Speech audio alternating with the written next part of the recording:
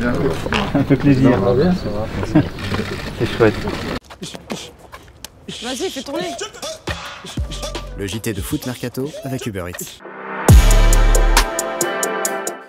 Bonjour à tous et bienvenue dans ce nouveau JT de Foot Mercato. Comme vous venez de le voir, Emmanuel Macron a rendu sa traditionnelle visite à l'équipe de France à Valence Compétition et cette fois, ça s'est bien passé. Il est venu apporter tout son soutien à nos Bleus et leur demander de ramener la coupe à la maison. 21 ans après, c'est le moment.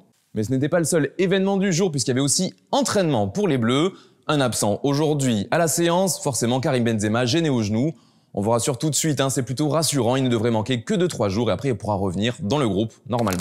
Et si Benzema n'était pas présent, Olivier Giroud et Mbappé, eux, l'étaient bien sur le terrain. On vous rappelle, hier, on en parlait, la petite pique d'Olivier Giroud. On ne savait pas trop à qui elle était adressée, mais d'après l'équipe, c'était directement à Mbappé. En tout cas, lui, l'a pris comme tel.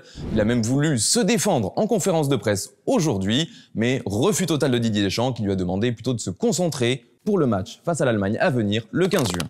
Par contre, Paul Pogba avait totalement le droit, lui, de venir devant la presse. La question lui a forcément été posée. Voyons voir ce qu'il a répondu.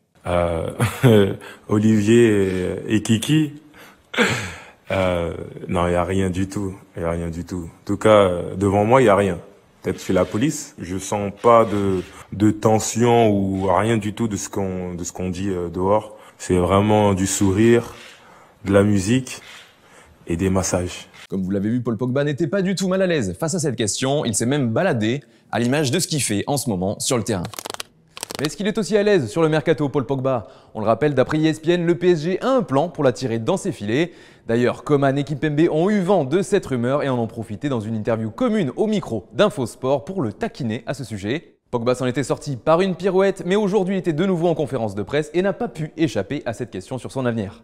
J'ai un peu plus d'expérience qu'auparavant et c'est vraiment se focus sur le présent. Et le présent, c'est l'Euro aujourd'hui. Moi, tout ce qui est club, quand il y a les compétitions comme ça, vraiment j'évite.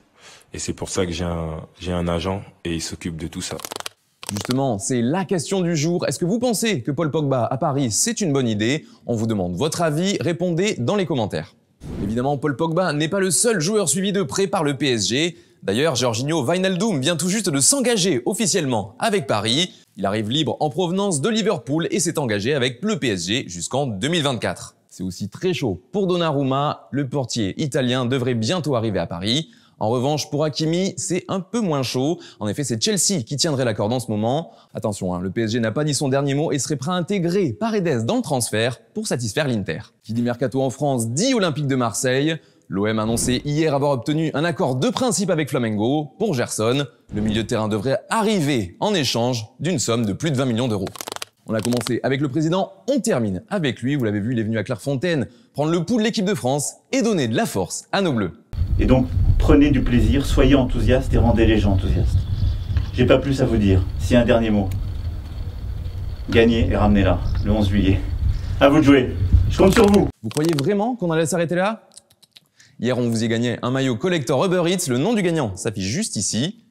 Comme on est sympa et vu le succès d'hier, on vous en repropose un aujourd'hui, le plus populaire, l'Inter Kebab. C'était mon préféré et c'était le vôtre aussi, visiblement.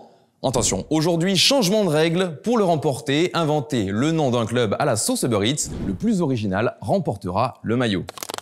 Cette fois, c'est la bonne, c'est vraiment terminé. On se retrouve demain pour un nouveau JT Foot Mercato, mais ce sera Antoine Graland à la présentation. Réservez-lui un accueil chaleureux. Quant à moi, je vous souhaite une excellente soirée. C'était le JT de Foot Mercato avec Uber Eats.